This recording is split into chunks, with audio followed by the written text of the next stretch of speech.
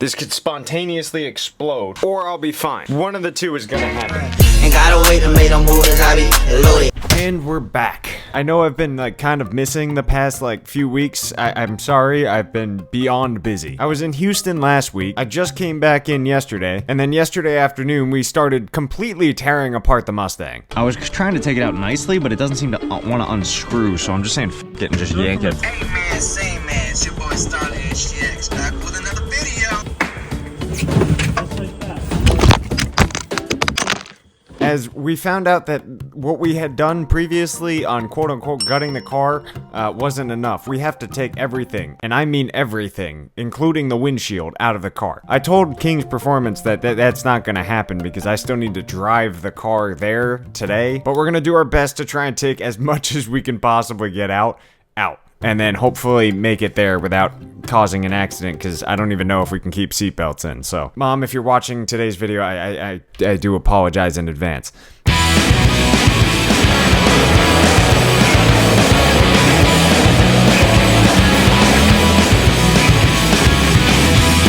Alright, and we are officially back at the shop trying to fix this car. Now, the one nice part about having a fully gutted car, it makes a nice camera angle for you guys. The lighting may be terrible, but I'm also really concerned because the airbag is right above my head and the battery is still connected, so we should probably disconnect that first before I blow my head off. Which, in order to remove the battery, I am going to need a 10mm socket, which, right here, and then tiny little socket wrench.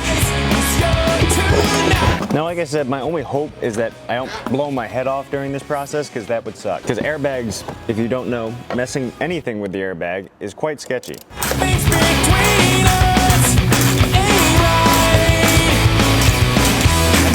Ta-da! Look at that thing dangling. I don't like this for a second, dude. Did you disconnect everything from the back? No, that's all still live. A few moments later. Okay, so it's been Googled. AJ's dying laughing behind the camera right now because turns out the airbag is still live even if you disconnect the batteries with these cars. You have to pull the fuse. So I was just dangling around and making jokes with a live airbag in my hand. Ta-da! Look at that thing dangling. We're kind of too far in this now to reconnect everything, so.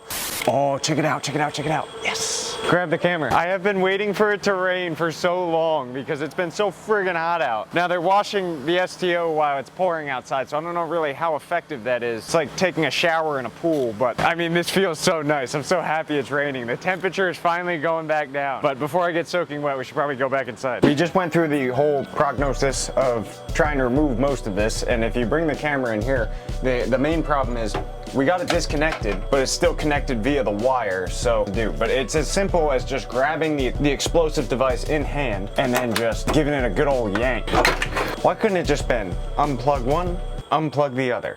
Problem solved. Working on cars is fun. I'm having fun. Y'all, of course the second AJ walks away, we got the first one out. Hip hip hooray! Now he's gotta get the second one out.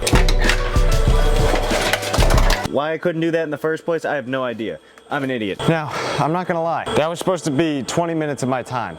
That was the past 4 hours. I'm not the best at this stuff. Ain't gotta wait to make them move as I be loaded. All right, today's officially the day that we're dropping this car off. We just spent the past 4 days of taking everything out of this car, which has been beyond a headache. But we still have some stuff to take out, but I'm gonna leave that to the professionals as I don't trust myself with wiring harnesses. We got about a 2-hour drive ahead of us, and this car has no sound deadening, no insulation, and yeah, this is gonna suck. So I'm not gonna bore you guys or drag you through the mud on that one, so I'll just meet you guys in Orlando. Now, as much as I would love to install this cage myself, as some of you might know by now, I have no idea how to weld, so we're leaving it to the professionals. Which, yes, in theory, I could learn how to weld, but this is probably not the time or place to try and figure it out. So we're gonna leave the car in some good hands over at King's Performance, and keep our fingers crossed that this thing can get done before we have to go to round 1. But anyways, we're gonna head back to the house and continue on with today. All right,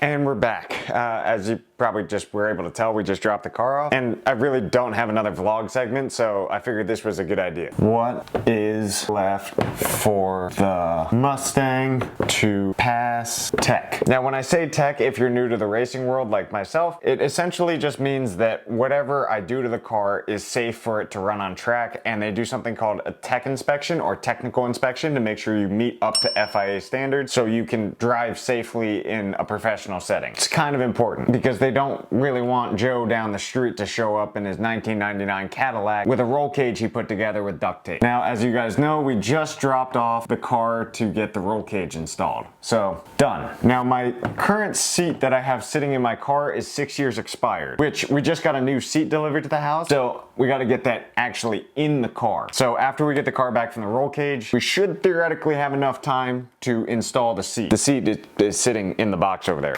Then next up is the hood pins, which I tried to install in today's video, but we ran out of time because we ran into a time crunch of getting the car to King's Performance on time, so we would have plenty of time to install the seat. So we are going to install the hood pins after the car gets back. Seems simple enough. Now, given everything goes right with the roll cage, these two items should be pretty simple to install and should be a walk in the park. However, if there is any form of delay with installing this roll cage, we are in some deep shit. So I'm keeping my fingers crossed that nothing goes sideways during the install. It shouldn't, because the cage that got sent to me is from Cage Kits, which is notorious for being the easiest to install roll cage that you can buy. Cage Kits was very kind and sent us a roll cage, and we're doing a full install video so you guys can actually see firsthand how simple it is to install the roll cage. I mean, it's to a point where I could probably install it. It's just I don't trust myself to learn how to weld in the span of 2 to 3 weeks, already rushing to get the car onto the track for round 1. So I had Cage Kits introduce me to King's Performance, which they are a certified installer for Cage Kits. The install video of that actually going in is coming very soon, I promise. Now, outside of the nonsense that's going on the whiteboard behind me, we do have some other things coming in for the car that I am very, very excited about, which let me give you a little sneak peek of what it is. Now, if you still can't tell what this is, we may or may not be getting nitrous oxide 100% confirmed for the Mustang. So, which I wish we could get it in for round 1, but I found out the order isn't getting sent out till April 29th. So we're gonna run without it for round 1. Plus, I don't think we'd have time to get the car tuned and properly set up, but it is 100% confirmed that we are getting NOS for the car. So Mustang just got a smidge faster. Now, some other really cool things that we got sent to us. We got this fancy ass box from Cardo, which these headphones in particular are going to link up directly to my actual race helmet and connect to the Cardo system I have sitting in there. And my mechanic Chris will be wearing these, telling me whether to dive into a pocket or drop back, etc. The cool part about these headphones is I can record audio directly on these things, so you guys can get a live action of what's being said back and forth. This should be some very entertaining content. Next up, my wrist restraints. I need these because I just got word that I will not have side windows anymore in my car, which sucks because the car gets parked outside, and yeah, I don't really know what I'm gonna do when it rains, but we'll figure it out. These essentially attach on to a fire suit and prevent me from my arm going flailing out the window or like doing anything. Obviously they're a lot looser now because it's not hooked up to anything, but theoretically my arm should only be able to go up to here and like only rotate out a certain amount so I don't lose my arm if we roll the car. Now, I'm not gonna lie, I am actually very nervous for round 1 because I've never driven this track before. Nobody knows the layout. They're not giving us the layout until the day of the event. And there's so many factors that could go wrong. Like if the roll cage is slightly delayed, I will not have time to get the car aligned, which means I'm going in with the worst alignment setup possible. So yeah, this is gonna get very interesting very quickly. Ain't gotta wait to make them moves, I be loaded. Why you out here drinking for